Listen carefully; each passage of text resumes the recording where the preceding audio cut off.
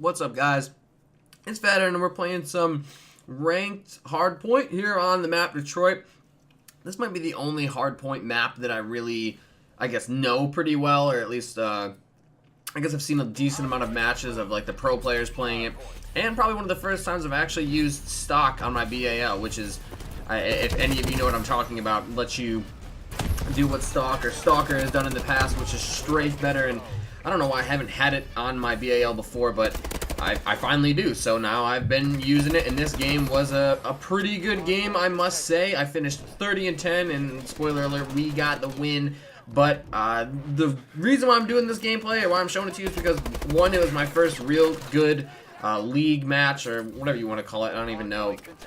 I hope they update it soon, because it's very...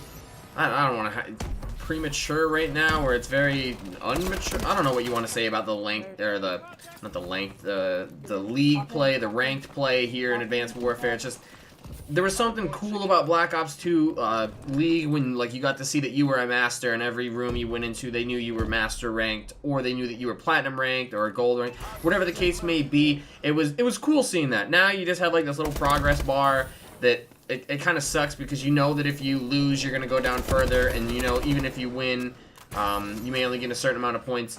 It was kind of the same way. There were some drawbacks to playing Black Ops 2. There were some games where, like, you would get throttled and you'd only lose by 10 points, but in this game, you'll win by, like, you would win by like 100 and you only get 10 points, or you win by 10 and get a 150, and it seemed kind of arbitrary. And in this game so far, it seems the same too, in terms of the arbitrariness, or however you want to call it.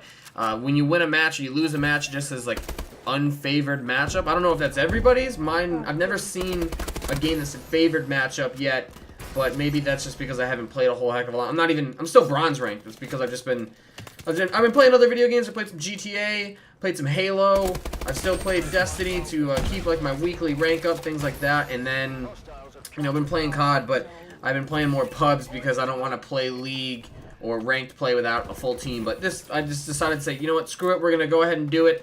And this is what happened. But the main topic, now that we're basically like 3 minutes into this, is that Advanced Warfare is the most situational gun COD game yet. And what I mean by this is that whatever gun you have, or whatever situation you're in, your gun is just, it really matters. It really does matter. In Ghost, it really didn't matter. You could have a Vector, another SMG, and you could do alright. Some of the assault rifles didn't matter, but this game, more than anything, it really, really matters what gun you're using. Not even the particular class, just which weapon you're using. And each gun is so much different than the last. Call of Duty Black Ops 2 was the first that kind of messed around with like fire rates a little bit, or at least I think it was, where like the AN-94 would, the first 2 rounds would fire really quickly, and then it would slow down for the rest. The BAL is kind of, it like ramps up and gets faster, and then at the end it's slower. Same thing with the HBAR, or the HBRA, as I'm going to call it. That thing shoots 3 really quick or decently fast bullets, and then like the rest after that are slower. Same thing with like the ASM-1, and like the KF-5 has the first 5 do extra damage. It's weird. So it adds a lot of variety, but for some reason, or maybe this is just the way the game was designed, which I think is pretty smart, is that each gun should be used in a specific situation.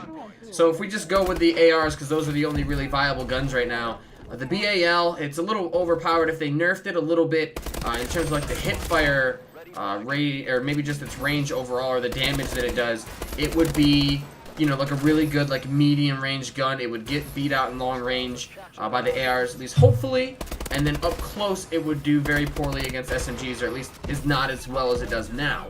And I've really struggled in, I guess, figuring this out until I watched Drifter's videos. I highly recommend you go watch that guy.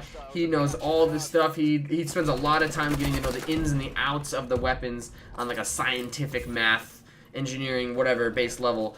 And so like the AK is always a 4-shot kill. So in like other games where it might have been a 3 or like a weird 2 if you got a headshot, it's always a 4-shot unless you get a headshot, 1 headshot. So that makes that gun very bad at close range, actually even medium range, because it like loses to the BAL and the HB or the HBRA, because those guns either do higher damage, or yeah, they both do like 40 damage per shot, so 3 shots, 3 times 40 is $120. There you go.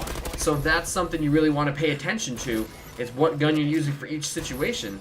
The H-Bra is really good for like mid-range, but you really have to have a grip on it in order to shoot long range. The AK is really good for like longer range AR battles, maybe some medium range. And then the IMR shoots really fast. So if you can put a 1 burst on somebody up close and hit all 4 bullets, you're good to go. Otherwise, it shoots fast for like a long range weapon. It really should be used long range. But right now the BAL kind of like, it has just enough of everything. It does just enough damage. Its fire rate is just high enough. Its hip fire spread is just good enough. Its mobility is good enough. All these things are just good enough to outclass every weapon. And with the game being as fast-paced as it is, like jumping around, moving, a gun that does really well in all situations, especially mid-range and up close, is going to beat everything. That's why, you know, people were hoping there'd be like an M8, kind of like the IMR would be. But it's really not, because you can get up close and personal so fast and get in people's faces that the BAL is really too strong at this point. But every other gun, like the AK, you have to use long range. The H-Bra have to use in medium range. Like you can't get up close and personal. Same thing with the IMR. You got to use it from a distance. And all the SMGs, you got to use real up close. Except for the ASM1, it's got a decent range, but then it falls off after a few bullets. So this Call of Duty, more than anything else, is super situational. That's what I want to talk about. And if you guys don't believe me, go look at Drifter's videos and you'll see how every gun has really big differences, and they're only really fit for like 1 or 2 styles, and the BAL's fit for everything, so that's why you see it everywhere. Anyways, I hope you guys enjoyed the video. There were some pretty good kills, some pretty good hill defending by yours truly. Anyways, I hope you guys have a great day and a great Friday. I'll talk to you soon. Peace!